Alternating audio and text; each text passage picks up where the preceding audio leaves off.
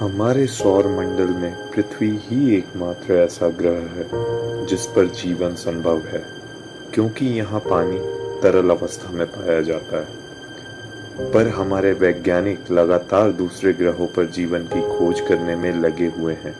क्या पृथ्वी के अलावा कहीं जीवन संभव है? हेलो फ्रेंड्स, आपका स्वागत है AND इंडिया में। मैं नितिश। पृथ्वी सुनकर ही हमारे मन में बात आती है जीवन की, जहाँ पानी भरपूर मात्रा में मौजूद है। पर अगर पृथ्वी खत्म हो गई तो क्या उसके बाद कहीं जीवन संभव है? इसकी खोज करने में हमारे वैज्ञानिक कई वर्षों से लगे हुए हैं। आज से तकरीबन 25 साल पहले वैज्ञानिकों ने हमारे सौर मंडल के बाहर पहला ग्रह ढूंढ निकाला था, जिसका नाम था बेलेरोफोन। और उसके बाद काफी सारे ग्रहों की खोज हो चुकी है। पर 22 फरवरी 2017 को नासा ने एक ऐसी घोषणा करी जिससे सब चौंक गए। नासा ने घोषणा करी कि उसने हमारे सौर मंडल से बाहर एक और सौर मंडल खोज निकाला। नासा ने घोषणा की कि उसने एक ऐसे सौर मंडल की खोज की है जिसमें पृथ्वी के आकार के भी ग्रह हैं। खोज से पता लगाया गया है कि उस अनोखे सौर मंडल में एक नहीं, दो नहीं, बल्कि पूरे 7 ग्रह खोजे गए हैं, जिसमें 3 के ऊपर निश्चित रूप में पानी तरल अवस्था में हो सकता है, ऐसा नासा का दावा है। यह 7 ग्रह लगभग पृथ्वी के आकार के हैं और पृथ्वी के आकार के होने की वजह से यह अनुमान लगाना ज्यादा आसान हो गया है कि इनकी सतह पथरीली हो सकती है, जो कि एक अच्छा संकेत है। इन 7 ग्रह में से 3 ग्रह हैबिटेबल जोन में हैं, मतलब तीनों ग्रहों पर जीवन होने की पूरी संभावना है। इंटरनेट पर ऐसे बहुत से वीडियो मौजूद हैं जो दूसरे ग्रहों पर जीवन होने का दावा करते हैं। कई वर्षों में ऐसा पहली बार हुआ है जब नासा ने इस बारे में आधिकारिक घोषणा करी है। यह सौर मंडल कुंभ नक्षत्र मतलब एक्वेरियस कॉन्स्टेलेशन में स्थित है। हमारे सौर मंडल में जिस तरह सारे ग्रह सूर्य का चक्कर लगा रहे हैं, उसी तरह इस सौर मंडल में भी सारे ग्रह एक तारे की परिक्रमा कर रहे हैं, जिसका नाम है ट्रैपिस्ट-1। यह एक लाल बौना तारा है। इसका नाम ट्रैपिस्ट-1 इसलिए रखा गया क्योंकि इसकी खोज ट्रैपिस्ट नामक टेलीस्कोप से हुई थी। इसका आकार लगभग हमारे सौर मंडल के बृहस्पति से थोड़ा ही बड़ा है। यह तारा हमारे सूर्य की तुलना में बहुत ठंडा है, क्योंकि इस तारे में हाइड्रोजन के जलने की गति काफी कम है और इसी वजह से यह तारा हमारे सूर्य के नष्ट हो जाने के बाद भी करोड़ों वर्ष तक जीवित रहेगा। इन सारे ग्रहों का तापमान 0 से 100 डिग्री तक हो सकता है। अगर इस सौर मंडल के 7 ग्रहों की बात करें तो इनके आकार और दूरी का पता ट्रांजिट फोटोमेट्री मेथड मतलब पारमीन प्रकाश मापन विधि से लगाया गया था। इस विधि में तारे से आ रहे प्रकाश पर लगातार नजर रखी जाती है।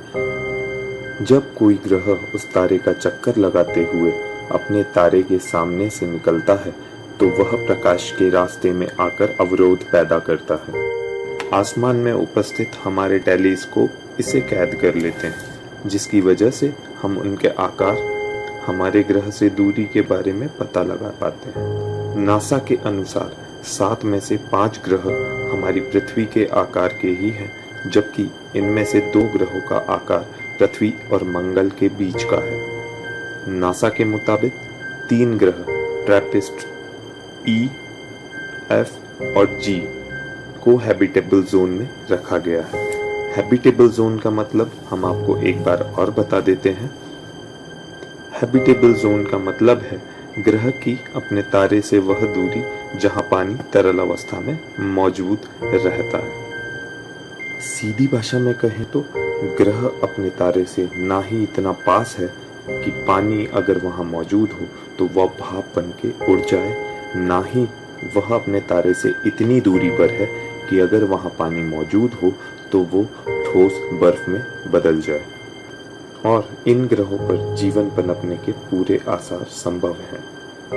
या यूं भी हो सकता है कि वहां जीवन पहले से ही हो।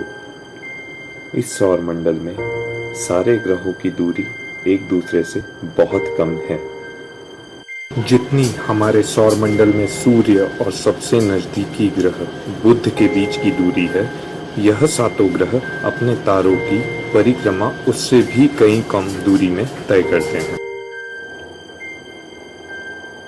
हमारे सौर मंडल से इस सौर मंडल की तुलना करें तो यह बृहस्पति ग्रह और उसके उपग्रहों जैसे ही है। मतलब कि यह तारा अपने ग्रहों से उतनी ही दूरी पर है जितनी की दूरी बृहस्पति और उसके अपने उपग्रहों के बीच में है। हमारी पृथ्वी को सूर्य का एक चक्कर लगाने में 365 दिन का वक्त लगता है।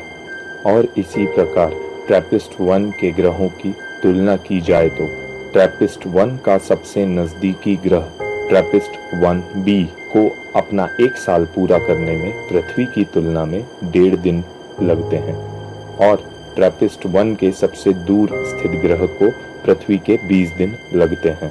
ट्रैपिस्ट-1 के गुरुत्वाकर्षण की वजह से यह टाइडली लॉक का मतलब इन सारे ग्रहों के एक तरफ हमेशा दिन होता है और दूसरी तरफ कभी न खत्म होने वाली रात, जिस तरह हमारे चंद्रमा के साथ होता है, जिसकी वजह से हम चंद्रमा का सिर्फ एक ही भाग देख पाते हैं। चंद्रमा अपनी धुरी पर नहीं घूमता और इसी तरह ट्रैपिस्ट-1 के यह सातों ग्रह अपनी धुरी पर नहीं घूमते।